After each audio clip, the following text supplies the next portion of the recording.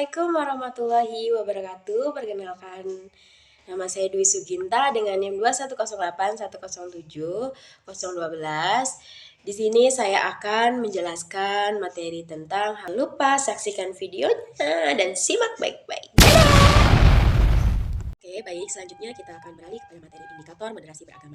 Nah, menurut Kementerian Keagamaan Republik Indonesia pada tahun 2019 merumuskan dalam moderasi beragama di Indonesia memiliki 4 macam. Di antaranya yang pertama ada indikator toleransi, yang kedua ada indikator komitmen kebangsaan, yang ketiga ada indikator anti radikalisme, dan yang keempat ada indikator akomodatif terhadap budaya lokal. Keempat indikator ini diharapkan dapat dijalankan sesuai harapan yang menjadikan tolak ukur agama untuk mengukur sejauh mana paham ataupun sikap sosial beragama bagi seluruh umat beragama di Indonesia yang menunjukkan karakter moderat yang tidak ekstrem terhadap kanan ataupun kiri.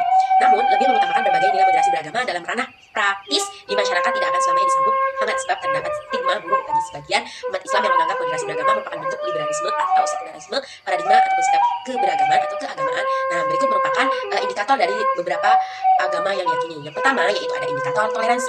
Ada yang tahu indikator toleransi itu apa? Nah, baik, kita akan mempelajari bahwasanya indikator toleransi dalam konteks hubungan antar umat beragama menerapkan nilai toleransi yang merupakan indikator yang penting dalam meningkatkan integrasi hubungan yang harmonis, saling berkolaborasi dalam hal-hal yang berkaitan dengan kehidupan sosial dan politik. Nah, ini juga dapat dicapai melalui penegasan atau penerapan sikap sosial dan pola pikir yang berbasis pada toleransi antar umat beragama dengan cara yang sama. Toleransi seagama diharapkan dapat menghasilkan pemahaman dan sikap sosial yang moderat dan bijak dalam menangani berbagai sekte minoritas yang dianggap sebagai deviasi dari mainstream dan kelompok agama tertentu.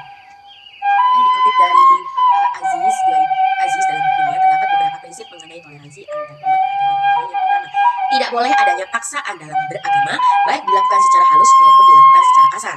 Yang kedua, manusia tidak berhak memeluk dan memilih agama yang diyakininya serta ibadah sesuai keyakinannya tersebut. Jadi kita tidak boleh memaksakan hak orang lain untuk memeluk agamanya sendiri. Yang ketiga yaitu ada tidak akan berguna memaksa seseorang untuk mengikuti sesuatu keyakinan tertentu.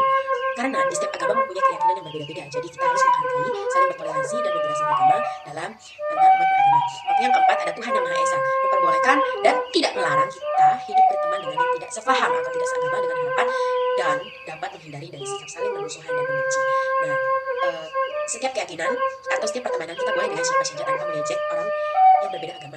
Kita harus bisa menempatkan diri kita untuk berteman sesuai dengan keyakinan. Indikator yang kedua yaitu ada indikator komitmen kebangsaan.